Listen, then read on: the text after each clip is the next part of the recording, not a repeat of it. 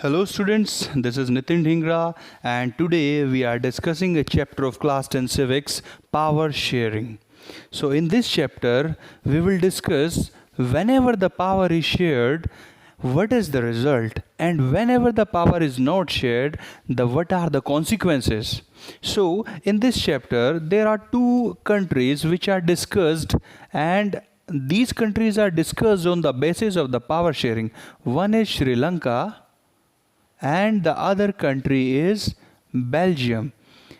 Let me first tell you whenever the power is shared whenever there is a democracy.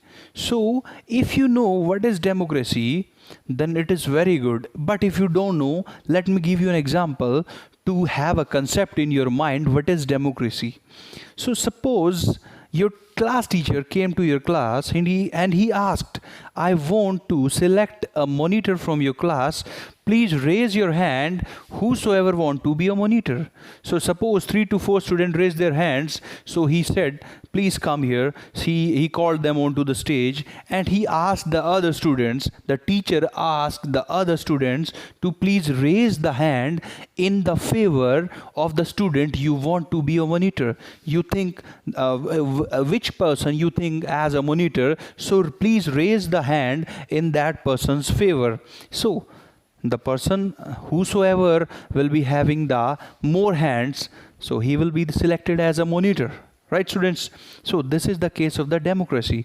And what is the other case? When the teacher came to a class and he says that this person is the monitor. So in this case, the teacher is imposing that this will be the monitor. So the second case is the case of the king. Whenever there were a king, the case is of monarchy. Okay, students. But the first case was the case of democracy. In that case, teacher shared his power with you, that you also have a power to select your class monitor. Okay, students, I hope you understand what I am saying, that the democracy is for the people, by the people, of the people. The democracy, when the monitor was selected, he was among you.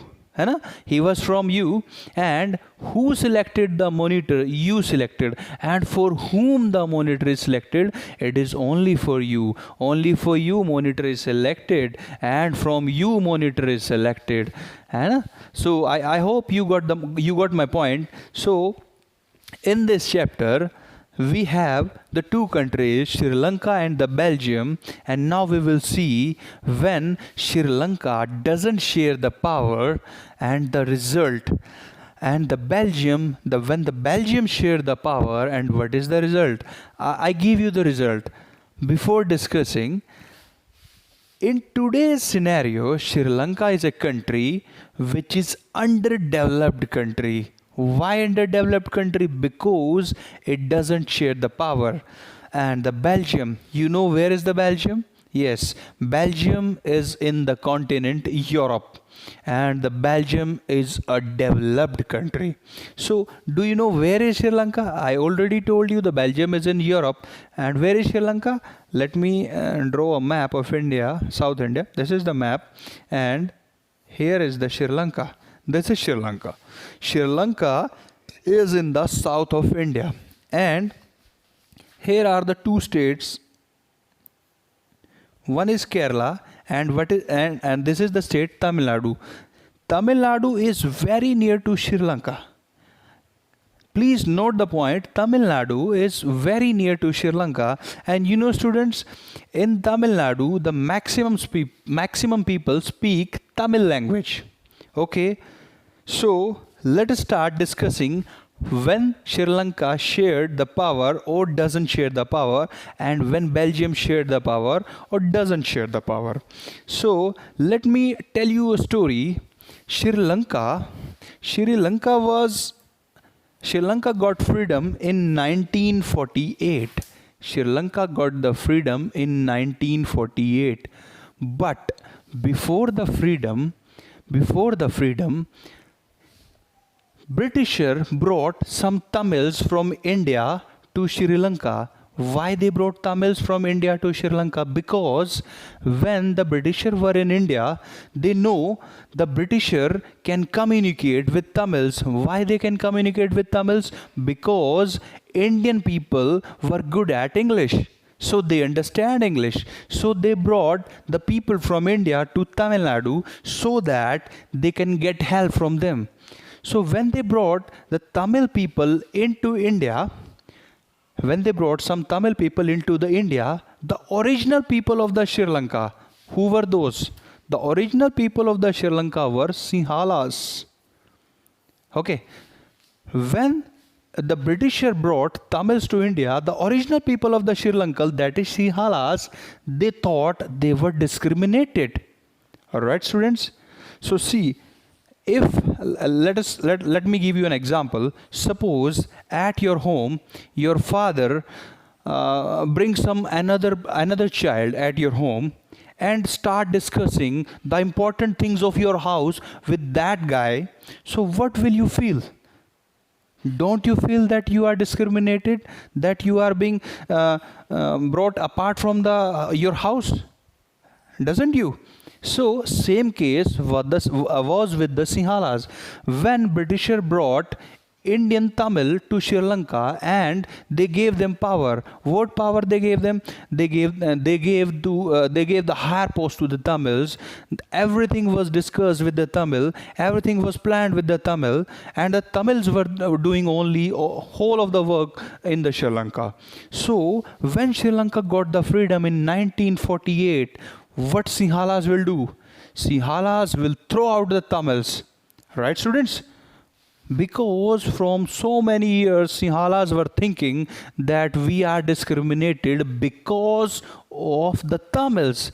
They don't think of they will never think about the Britisher, because the Britisher were no more in the Sri Lanka. The people who were in the Sri Lanka were the Tamils. So, after 1948, when the constitution of the Sri Lanka was made, Sinhalas gave priorities to themselves.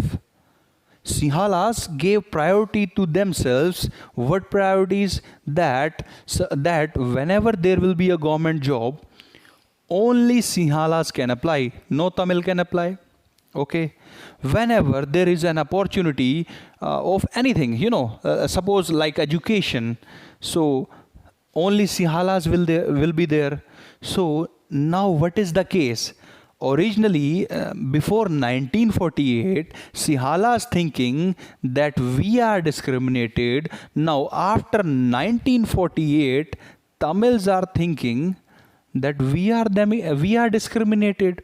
So there will be a condition. The condition will arise after some years, around 1980s.